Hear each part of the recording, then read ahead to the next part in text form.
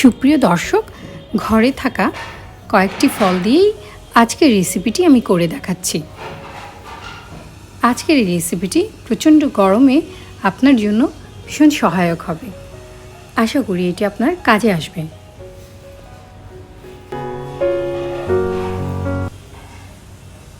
এর জন্য আমি একটি কমলা নিয়ে নিয়েছি, সামান্য কিছু আঙ্গুর নিয়েছি 1/4 কাপের মতো, কালো আঙ্গুর এবং সবুজ আঙ্গুর, এবং একটি আপেল নিয়ে নিয়েছি এবং একটি স্ট্রবেরি নিয়েছি। আপনার কাছে যে ফলটাই থাকে আপনি সেটা দিয়ে এটি করতে পারেন, এবং কলা খুব ভালোভাবেই এই সালাদে ব্যবহার হতে পারে। আমি প্রথমে আপেলটাকে ছোট ছোট টুকরো করে কেটে নিচ্ছি। চাইলে খোসাটা বাদ দিতে পারেন, তবে যেহেতু খোসা খাওয়া যায় সেক্ষেত্রে ফলের খোসার পুষ্টিগুণটা আপনার অ্যাভয়েড না করাটাই ভালো হবে। এবার একটি বাটিতে আমি আপেলগুলো নিয়ে নিচ্ছি। কমলাও আমি ছোট ছোট টুকরো করে কেটে নিয়েছি।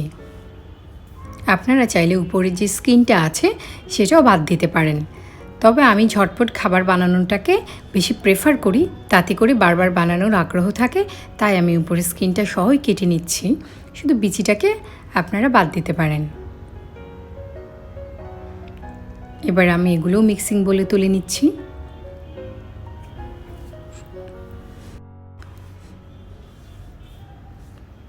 কয়েকটি কালো আঙ্গুর নিয়ে নিয়েছি, এগুলো দুভাগ করে নিচ্ছি। খুব বেশি বড় থাকলে আপনারা আরেকটা টুকরো করতে পারেন।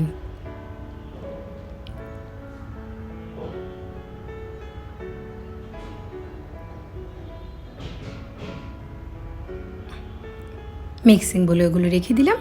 এভাবে কিছু সবুজ আঙ্গুরও আমি টুকরো করে কেটে নিয়েছি।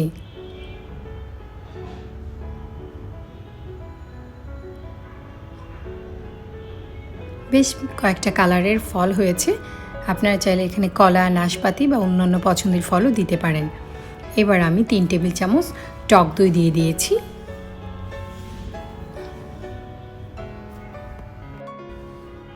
মেয়োনিজ দিয়ে দিলাম আমি 1 টেবিল চামচ, দিয়ে একটু মিশিয়ে নিচ্ছি। আপনারা চাইলে টক দইয়ের পরিমাণ এবং মেয়োনিজের পরিমাণটাও নিজের পছন্দ মতো বাড়িয়ে কমিয়ে নিতে পারেন। অনেকে আবার মিষ্টি দই পছন্দ করেন, সেক্ষেত্রে আলাদা করে চিনি দেওয়ার দরকার নেই। আমি 1 টেবিল চামচ চিনি দিয়ে দিয়েছি এবং 1 টেবিল চামচ কিশমিশ দিয়ে দিয়েছি, দিয়ে ভালো করে আমি মিশিয়ে নিচ্ছি। তৈরি হয়ে গেল আমার আজকের ফ্রুট সালাদ। ফ্রিজে রেখে ঠান্ডা ঠান্ডা পরিবেশন করতে পারেন।